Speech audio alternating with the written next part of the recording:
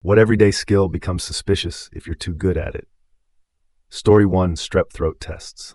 I used to get strep a lot as a kid, so by the time I was tested for it as a 20-year-old, I had the process down. They stick the big popsicle stick in to hold down your tongue, then swab the back of your throat while you try not to gag.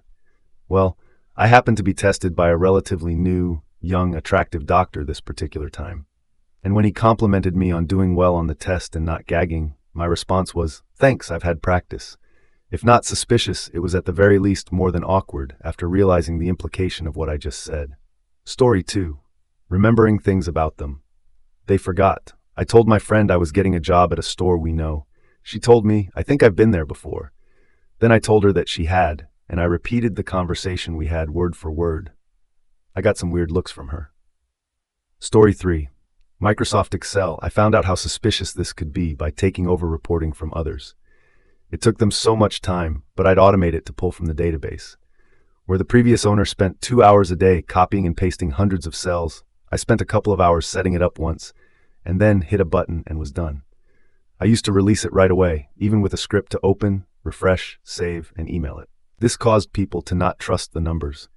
So now, I still pull in the data but hold off on releasing it for a little bit, sometimes even releasing it late.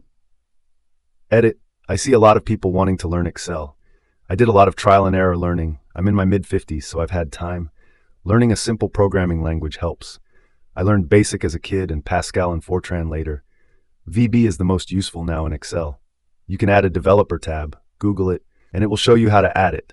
You can record macros and then record your steps when doing things like inserting a column, copying a row, etc. You can then see how it works. Mr. Excel, not to be confused with Ms. Excel, is a great resource. Also, learn VLOOKUPs. They are very helpful, and you can get how other formulas work. Finally, Google knows all. I don't know if being good at Excel becomes suspicious, but people were suspicious that the data wasn't accurate because it was processed too quickly. So that kind of counts. I'll let it slide this time, OP, but watch yourself. Story 4: Being unbothered by blood and guts. I'm a veterinarian. I've spent days up to my elbows in all manner of bodies, parts, and fluids. I can watch surgery or necropsy videos over lunch. I did an eye surgery on Tuesday, and somebody had to catch the new kid. The big ones aren't allowed to get faint. It's very inconvenient. Related aside, when the nice young lady at the bank says, "Oh my God, there's blood on your shirt," assuring her that it isn't your own, in fact, offers no reassurance. OP, what made you think it was a good idea to say, "Oh, don't worry, it's not my blood"? Yes, very inconspicuous, OP, not suspicious at all. Story 5: Moving through unreasonably tight and cluttered spaces. My friends and I used to hang out at an extremely cluttered warehouse that belonged to a hoarder friend. It was full to the point where moving at all without getting stuck or causing a garbage avalanche was difficult. And there I was, gliding through hills of hoarded garbage like some kind of ghost. They told me it was creepy. Story 6: The drinking game. We play this drinking game where you take a paper bag, put it on the floor standing up, and you have to bend down on one foot and grab it with your teeth. Each round you trim a few centimeters off the top and keep lowering the bag until there's a winner. One of my very unathletic friends at the time would easily win every round. He was flexible enough to get the bag only 6 inches off the ground. People were super impressed. I joked, "It's all that practice from sucking yourself off," and the look he gave me, combined with the awkward laugh, made me think I might have been closer to the truth than I would have hoped. Story 7: Breaking into someone's car. A few years ago, I was at a new job, and a coworker locked her keys in her car. I got the door open in under a minute. The security guard watched me and had some concerns with the speed at which I opened the car without damaging it. Truthfully, the guard wasn't paying attention to what I was doing. My first car was a 2-door sports car, and I learned about a design flaw when I locked my keys in the ignition.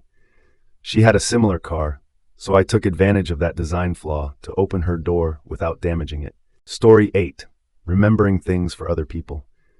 I pick up random things in conversation, not necessarily in conversations with me. I like to listen. I'll wish you good luck on that special thing tomorrow, tell you happy birthday, or remind you not to forget something. It has saved myself and others from getting into bad situations. Imagine a guy at work who reminds you not to forget your wife's birthday next week. Yeah, I'm that guy. ADHD has taught me to remember the things I do pay attention to. Story 9: Peripheral vision. I'm very good at getting detailed information in my peripheral vision. I don't have to look directly at someone to study them. It makes me sound like a pervert, but it's a skill I developed because I worked in situations where letting someone know you're watching them had bad consequences. But so is being ignorant of what they're doing. It's also really handy.